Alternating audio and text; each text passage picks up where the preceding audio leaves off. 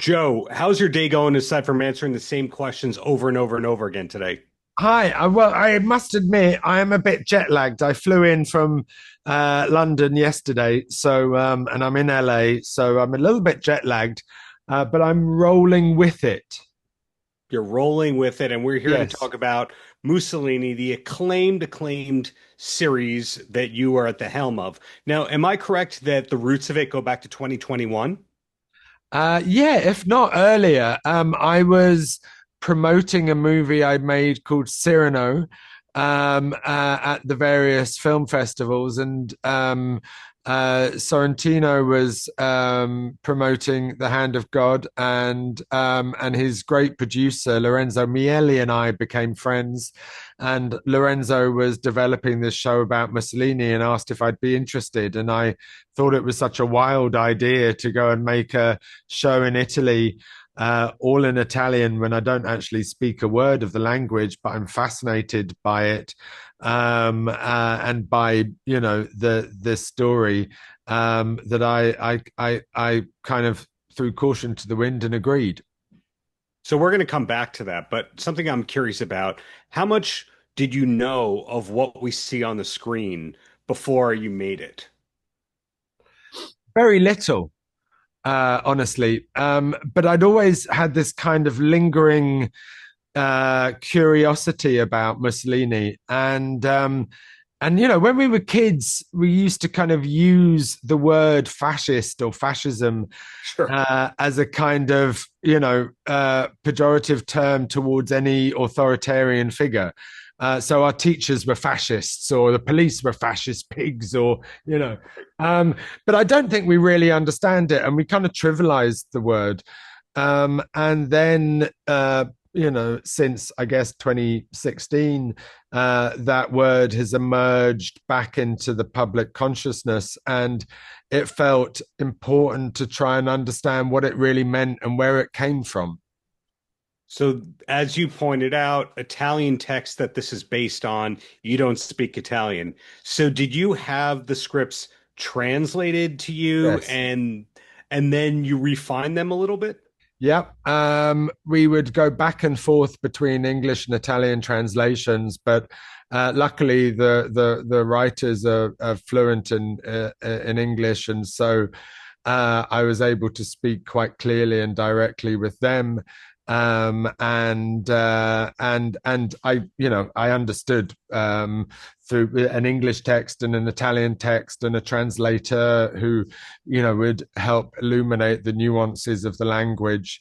I kind of feel like, you know if I'd been working with any other nationality, it might have been more problematic. But the Italians are so demonstrative in their expression, that you can kind of tell by their tone of voice and by the visual, physical language, whether they're believing what they're saying or not.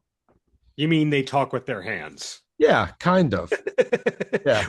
So, kudos to I mean, if it you was English, if they were English actors, they'd just be like that, and you wouldn't be able to tell what they were talking about.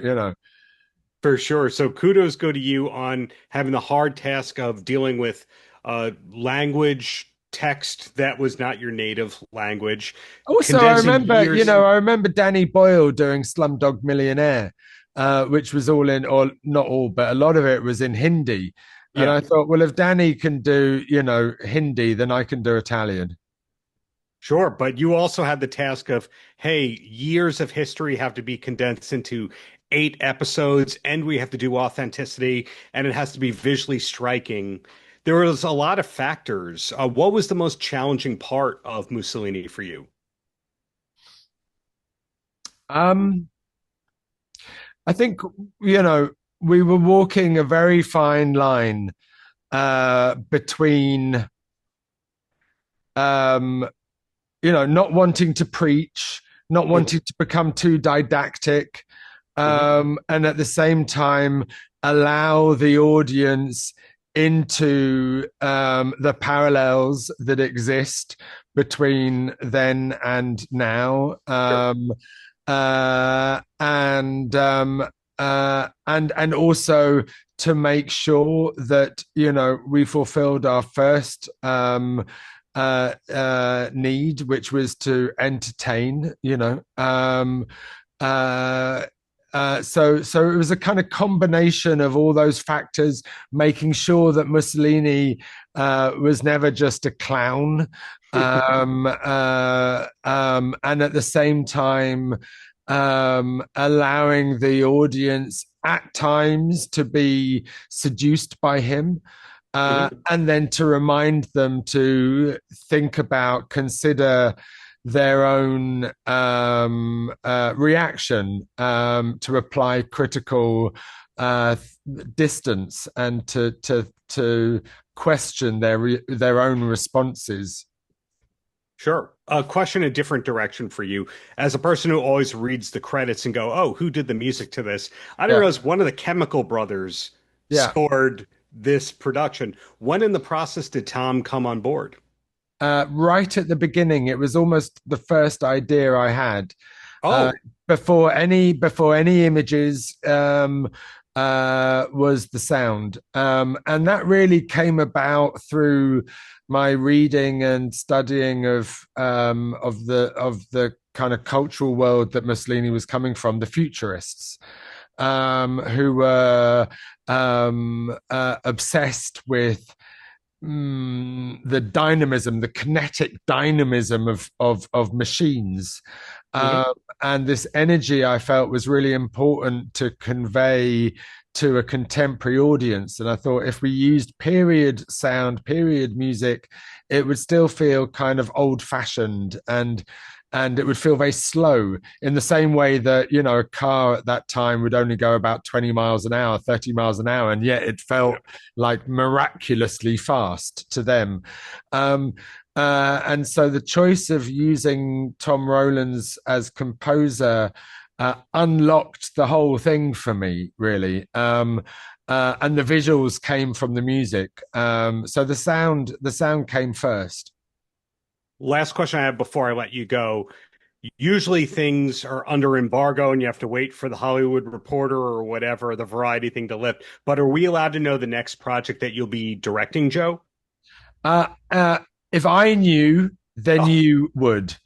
But right now, I have a few things that I'm sort of developing. But honestly, I don't know what I'm going to be doing next, and that's a really interesting and kind of exciting place for me to be. well, congratulations on Mussolini. It could not have been easy on any level, but hopefully you got some great meals in Italy along with knowing that you captured this moment in history. I had a really special time making this show, and I'm incredibly grateful to the Italian cast and crew and producers for allowing me to go on this journey.